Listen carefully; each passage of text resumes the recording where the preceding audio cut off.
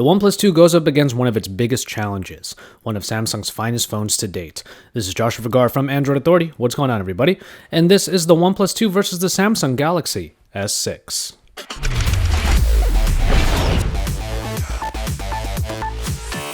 Design is a big button topic for both of these devices, as both companies made some real changes to their formulas. The Samsung Galaxy S6 is still a Samsung device through and through, in shape and button layout, and it includes the fingerprint reader embedded in the iconic home button.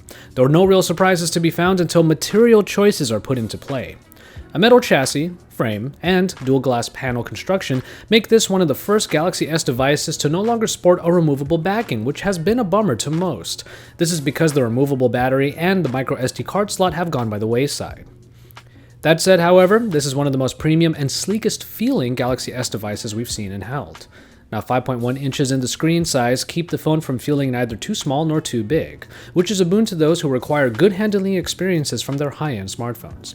And though the glass construction might make this phone one of the most fingerprint prone, this phone is now considered the beginning of Samsung's past year of good design. Now, the OnePlus 2 also made some changes, mainly in adding a metallic frame of its own. The metal does a good job of making this phone feel quite premium, and the stock sandstone black material differentiates it from basically any other phone in the market. The 2 now has a slightly smaller footprint compared to the original, which helps in handling, because the 5.5-inch screen does toe the line of comfort. Buttons and design elements around the device deserve mention, especially the alert slider on the left side. This little slider works as a notification toggle and an easy way of silencing the phone. The home button is recessed now and flanked by back and recent apps buttons, though the real story is the fingerprint reader smack dab in the middle that is always firing. This makes for an easy way of unlocking the phone even when the screen is off. And finally, on the bottom, the move to USB Type-C for the charging port is a change that might take some getting used to. The new cord means that all micro USB cables go in a drawer, or more commonly, the OnePlus cable is always on the mind just so you don't forget it. The Galaxy S6, despite being pretty different now, still has a classic Samsung feel. The metal and glass does remove a couple of key features, but the result is still one of the most attractive yet accessible packages available, even if it might be a little delicate. OnePlus does make the backing removable in the 2, with replacement materials available for a customizable look, but even it cannot boast microSD card support or replaceable batteries.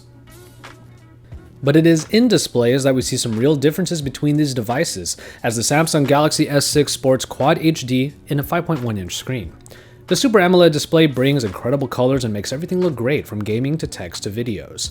And with a 2560 by 1440 resolution in the conventional size of a screen, performance and enjoyment are where a flagship smartphone should be.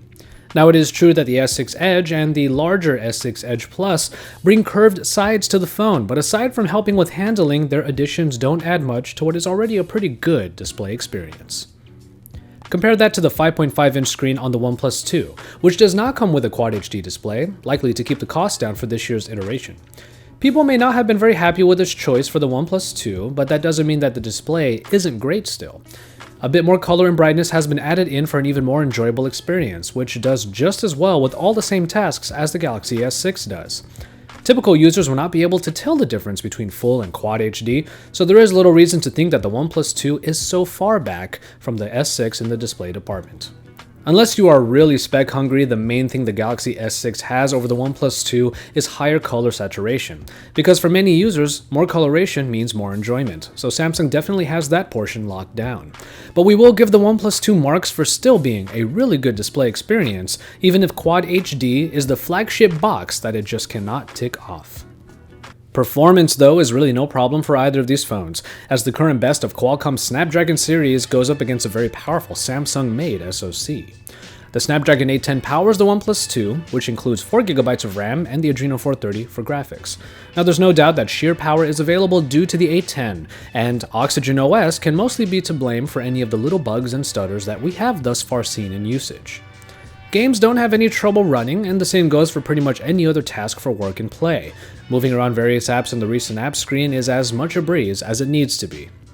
The same can be said for the Exynos 7420 that is found in the Galaxy S6, the coming out party for Samsung's own processing packages.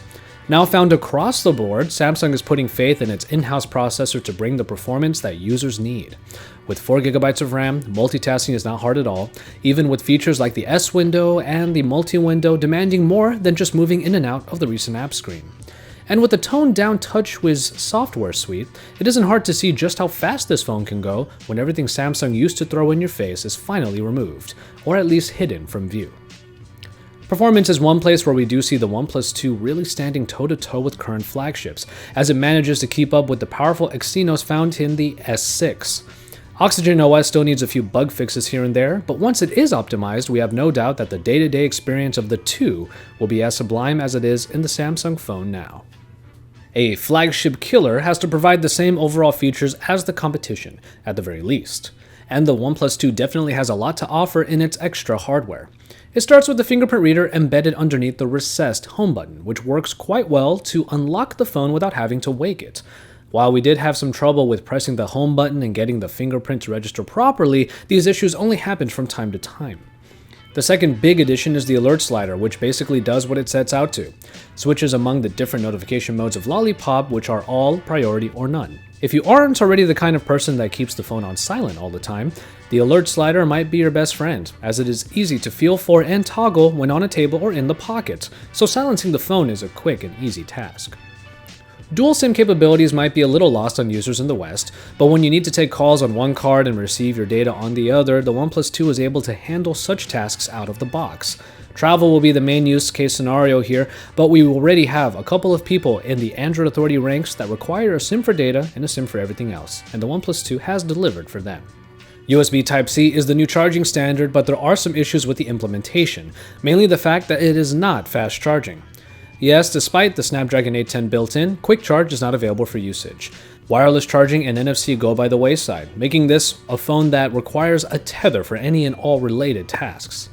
That said, though, we have seen some great battery life from the OnePlus 2. The 3300 mAh battery brought us as much as 5 hours of screen on time in a typical day. But taking the long time to charge the device might be the compromise that users will have to make. The Galaxy S6 brings its own suite of features, and it starts with all the wireless capabilities.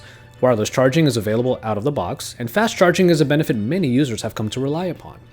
You may have to, though, as the 2550 mAh battery brings a pretty standard amount of longevity to typical days.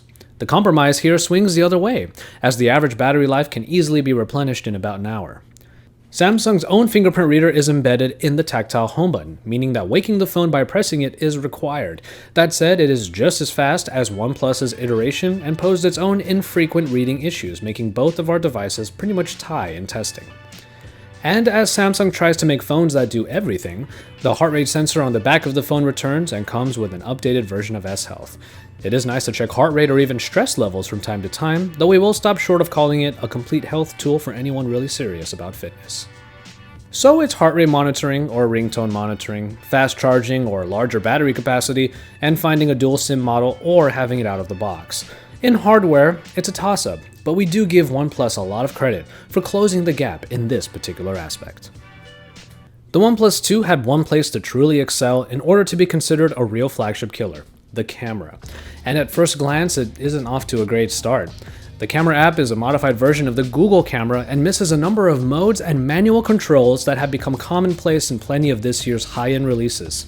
Manual controls and perhaps a RAW capture mode would be needed to make this a true camera companion for anyone serious about photography. And even then, the camera app isn't the fastest we've seen, despite the additions of OIS and laser autofocus in the camera package. Autofocus does see a little bit of an improvement, despite the OIS getting stifled by the camera app, which typically goes for slower shutter speeds, and that basically stifles the stabilization. We have been told that an update to the camera software will include manual controls and further optimizations, but honestly, those don't seem to come soon enough.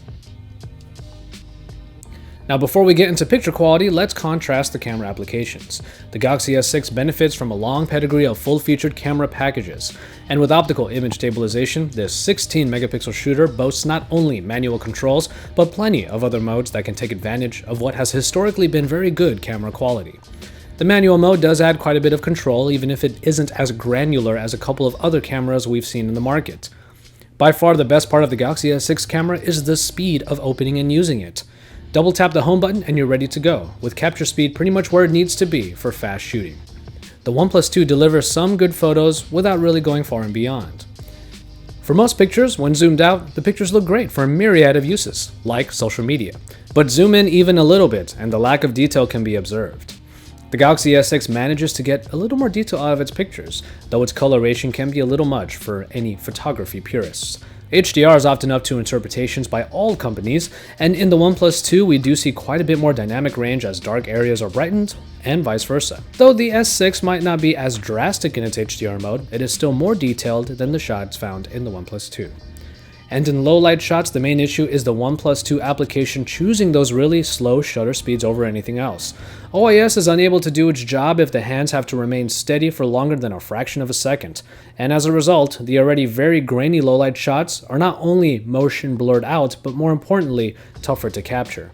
Though we would like to see someone surpass even Samsung in the smartphone camera department, we definitely are not going to see it getting killed by the camera of the OnePlus 2.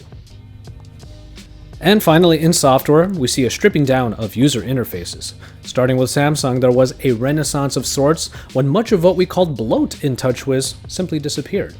Gone are the large amount of tutorials that will get in the user's face, and quite a few of the built-in extras can actually be disabled, like the briefing news home screen. What results is probably the most accessible version of Samsung software to date, but the usable features are mostly for multitasking, like the multi-window, which brings the same abilities as before for anyone that needs to do two things at once. The S window is still available by dragging down from the top corner, but TouchWiz actually isn't in a hurry to make you use it. For most intents and purposes, Oxygen is a modified stock Android interface with a few additions built in. These include the gestures for the turned off screen, and the ability to change up the capacitive keys for on-screen soft keys. App permissions do come in Oxygen ahead of the Marshmallow release, and though they may not be used all the time, anyone interested in security will appreciate the insight. And finally, for the daily use case, the Shelf is Oxygen's version of an extra home screen that houses a number of user-defined widgets under frequently used applications and frequently contacted contacts. Now, don't get us wrong, we love stock Android, and OnePlus has done a good job of leveraging it to Oxygen's advantage. But TouchWiz has been through a renaissance that brings tons of functionality in as Spartan a package as we've ever seen it. Oxygen does have some issues with certain bugs and stutters, but they should be fixed with upcoming updates. What will make the OnePlus package even better is software that is as different on the inside as the phone already is on the outside. But price has the potential to be a real trump card, one that OnePlus has been able to leverage before. At $329, the 2 is almost half the price of the Galaxy S6, which can go as high as $700 for the S6 Edge and $579 for the S6 proper. But as far as being a flagship killer, that is a name that the OnePlus 2 just doesn't live up to this year. While it is able to match the performance and even the hardware packages of many current flagship smartphones, it doesn't do enough to really excel and surpass phones like the Galaxy S6. The lack of Quad HD is a small difference in hindsight, but for us here at Android Authority, the lack of quality in the camera simply puts the OnePlus 2 behind. Not to mention a few other features that Samsung's phones can boast. Fast charging, wireless charging, and the ability to leverage upcoming wireless forms of payment. Despite some forward thinking in the new USB port standard and the inclusion of the alert slider, neither are killer features that really put the OnePlus 2 higher than any of the rest of the competition. Now, the price of the OnePlus 2 makes it a compelling choice if the extras of the Galaxy S6 don't do it for you. But you get what you pay for, and what the OnePlus 2 lacks makes its price point make sense, rather than making it the killer that it claims to be. As always, thank you guys very much for watching, and I hope you enjoyed this versus between the OnePlus 2 and the Samsung Galaxy S6. If there was one flagship that the OnePlus 2 had to be pitted against, it was the S6. Now, even though the OnePlus 2 is unable to live up to the name flagship killer, it did stand toe-to-toe to the S6 in a number of key aspects. But the overall quality of the S6 package, especially when you consider its camera, are really what we put points into in favor of the S6. That being said, however, the lower price of the OnePlus 2 is pretty compelling, so if that is what you require out of your smartphone, then more power to you, as the OnePlus 2 is a pretty good bang for buck smartphone still. With all of that, make sure you stay tuned to Android Authority for even more and further comparisons of the OnePlus 2 against the rest of the flagships. Also, check out all of our coverage from IFA in Berlin, including the Sony Xperia Z5 Premium and the Samsung Gear S2. And then don't forget to check out our weekly shows, listen to the Android Authority podcast, and then when you're done with all of that, head on over to AndroidAuthority.com for our forums and even more, because we are your source for all things Android.